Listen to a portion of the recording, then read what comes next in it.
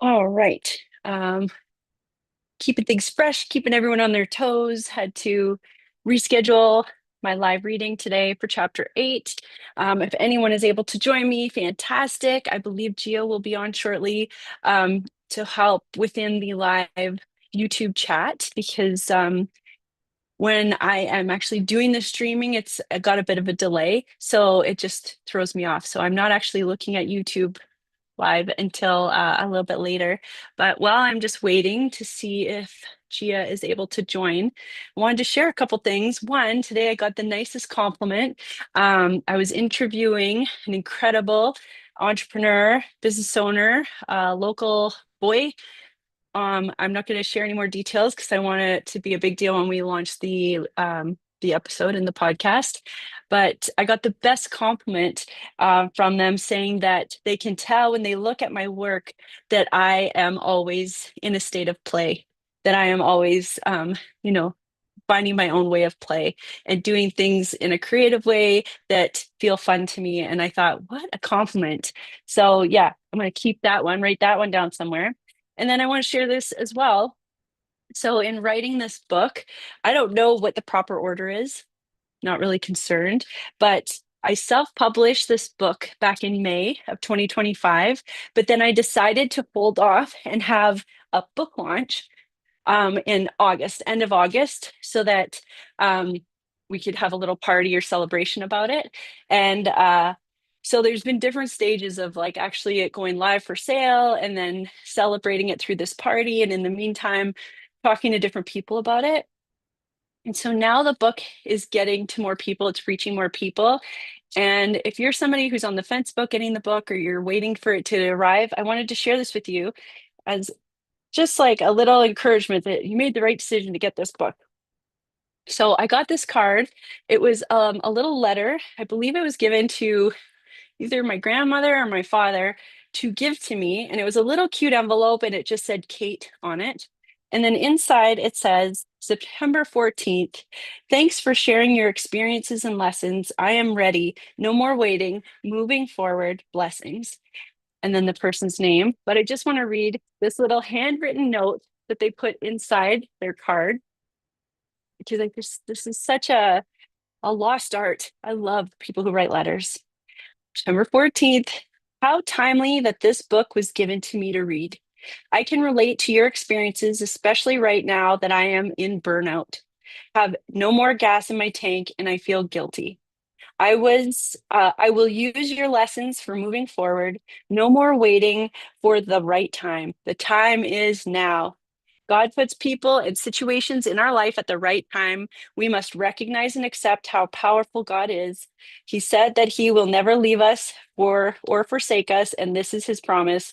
All praise and thanks to God for giving you the courage to share your experiences and testament. I am strong enough for this. Isn't that wonderful? Like such a sweet, sweet card. If you're the person who wrote this for me, thank you so much. You have no idea how much this means for me.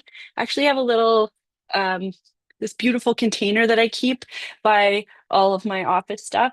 And whenever I get little pieces like this that I want to remember forever, I put them in there. So thank you. I really appreciate that. I'm gonna go over see if Gia's joined yet. Okay, we are ready to get going. Get ready to roll. Um, Also, we've just been kind of flying by the seat of our pants. So a lot of these live readings, we're just kind of running and going. So I'm reading and then we're off to the next thing. But Gia is going to go back. I put a little bit of a description in for each video so that you know what each chapter, which each live reading is about, and like a little summary of the discussion. But we also want you to feel an openness and an encouragement to engage with us.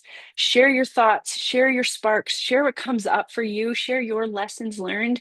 Because when we all share these stories, and these lessons learned and this wisdom, everybody benefits. Everybody grows together, and you never know who needs to hear that at that exact time. And we all hear things differently from different people. So I just encourage you. Your opinion matters. You are so special, and I definitely want to hear about your journey and hear what comes up for you, especially in the reflections. Once you get this book at the end of every chapter, the reflections are really the place where you pull in your own value, where you're able to pull out like what you needed to know about yourself. All right. So I'm going to jump in just to make the most of this time together, and then I'll be moving along because this is a very short chapter. So go through this chapter, and then we will leave chapter 9, part 3, and chapter 9 for next week. All right, here we go. If you're with me.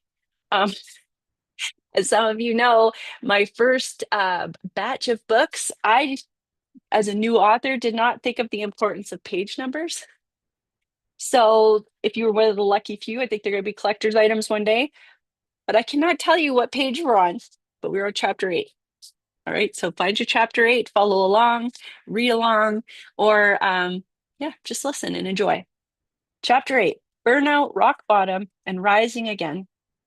When you've got nothing left to give, burnout doesn't hit like a lightning strike. It creeps in, slow and relentless. At first, it's just exhaustion. You tell yourself you need a good night's sleep, maybe a weekend to recharge, but rest doesn't fix it. You wake up just as tired. The things you once loved feel like obligations. Motivation fades, small tasks feel impossible. And then it hits you. You're not just tired, you're empty. There's nothing left in the tank. I was certain I was strong enough to push through anything. That exhaustion was just the price of ambition. That stress was something to deal with later. But I learned the hard way, burnout isn't just about working too hard. It's about giving too much of yourself for too long without replenishing what you need to keep going. And when you ignore burnout, when you refuse to slow down, you just get you don't just get tired, you break. Some call it rock bottom, others call it a wake-up call. Either way, it forces you to face the truth you've been avoiding. You can't keep living like this. But more importantly, why would you want to? If you knew change was possible, maybe even easier than you think, would you still choose to push through another day of exhaustion? Or would you finally let yourself recover? How burnout turns into rock bottom. At first, burnout feels like something you could push through. You tell yourself you just need to adjust your schedule, drink more coffee, or power through the rough patch. You start comparing yourself to others, people who seem to operate at such a high level, effortlessly juggling their responsibilities with no visible struggle. Why can't you keep up? You convince yourself you must be the problem, that there's something you need to fix. But then, little by little, burnout starts to take over. You stop enjoying the things you once loved. You feel resentment towards your responsibilities, even the ones you chose. You become disconnected. People, from yourself, from any sense of purpose. No amount of rest seems to restore you. And then one day you wake up and realize you don't even like yourself anymore. That's when the real danger begins. Because when burnout goes unchecked, it doesn't just drain your energy, it starts to erode your self worth. You begin to believe that no matter how hard you try, it will never be enough. That maybe you are the problem. That maybe you were never cut out for this life in the first place.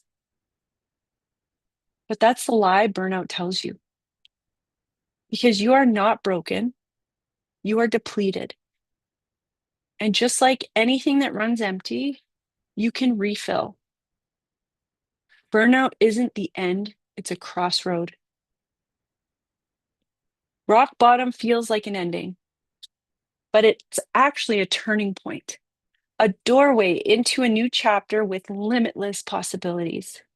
It's the moment you realize the way you've been living is no longer sustainable, that you can't keep giving away, you can't keep giving when you have nothing left to give, that something has to change.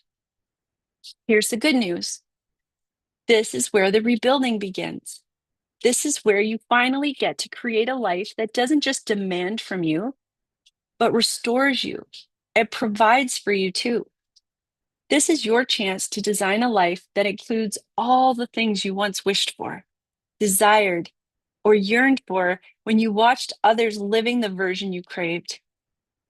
You get to start over. And honestly, that's something to feel energized about.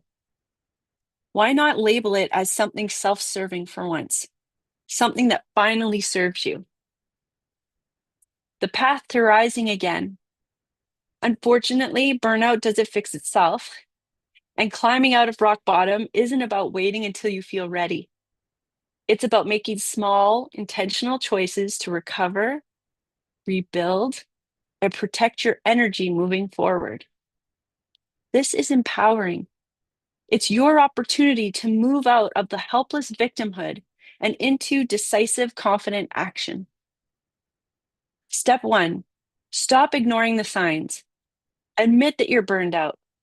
No more convincing yourself that you just need to push through. Identify what's draining you the most.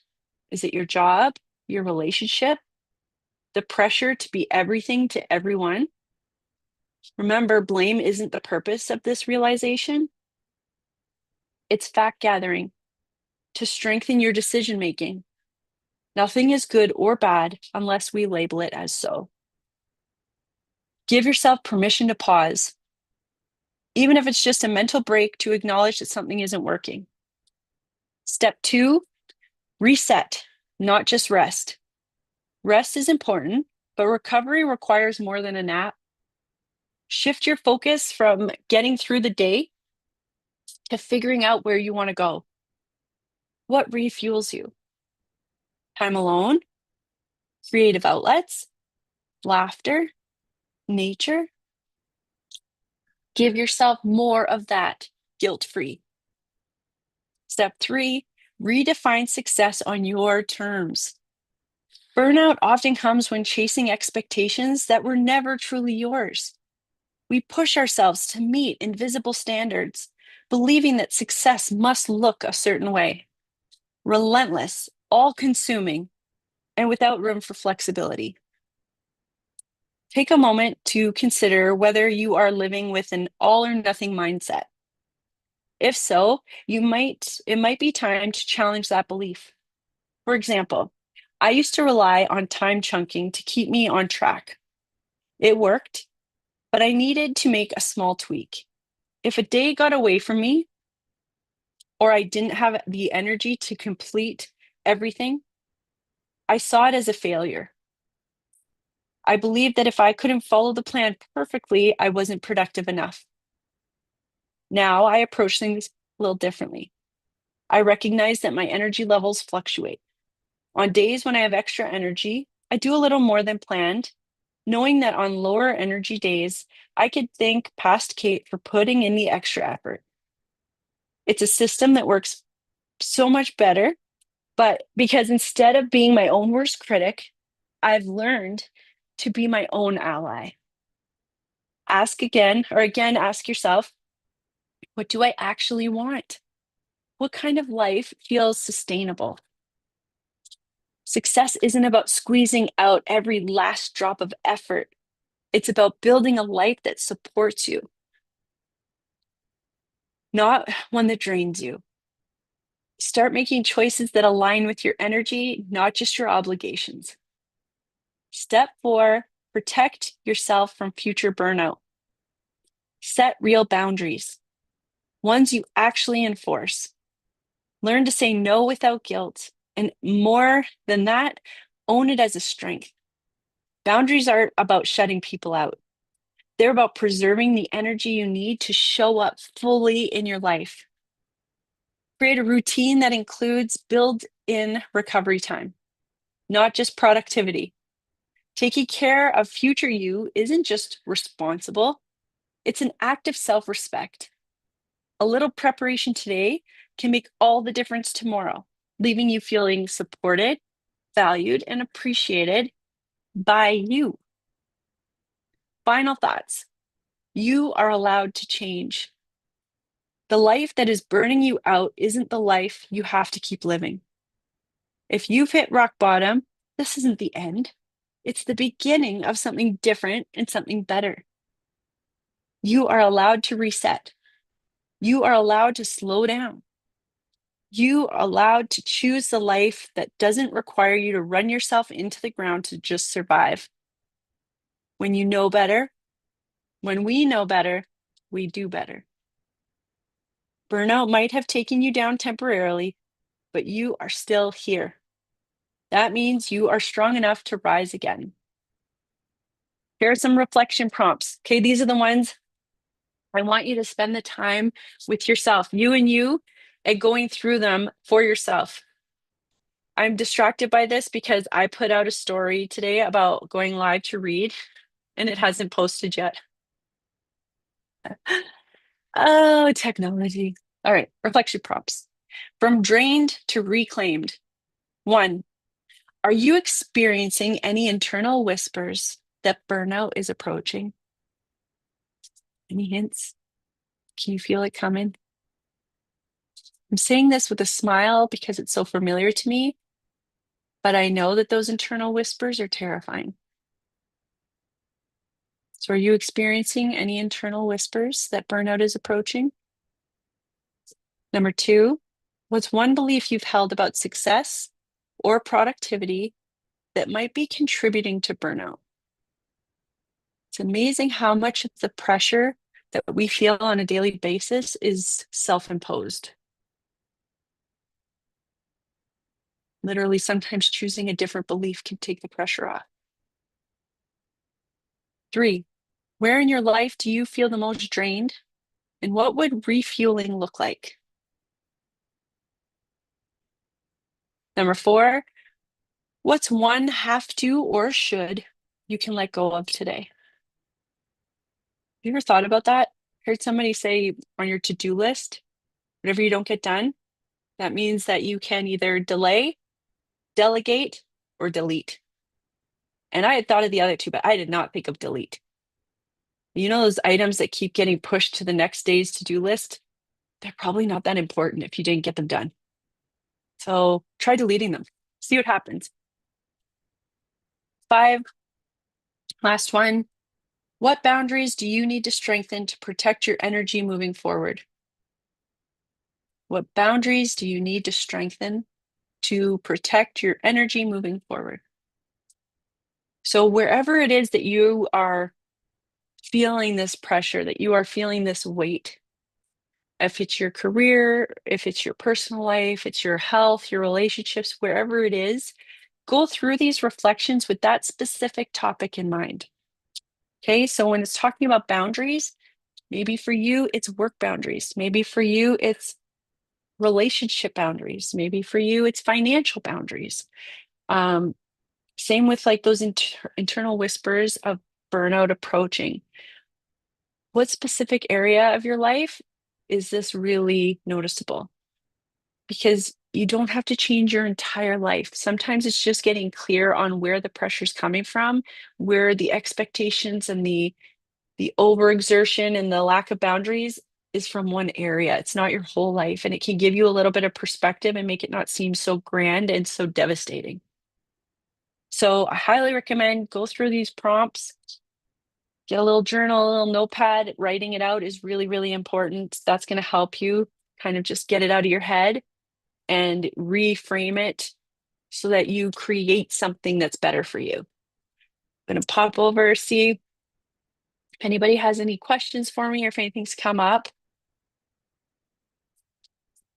And as I said before, after these live readings in the next day or two, I believe Gia is going to be on to provide the descriptions and to just share some of the reflections and to put a place for you to share, like engage with us, interact with us, tell us what's going on with you, tell us how this lands for you. Okay. If I can help one person, this book was worth it. And goal achieved. All right. I love you all. Take care of yourselves. Take care of your well-being, your mental health. This beautiful vessel of a body that you have that's helping you live this life, and don't take it for granted, okay? You matter. You are enough. You are strong enough for this. All right, see you next week when we read chapter 9. Bye.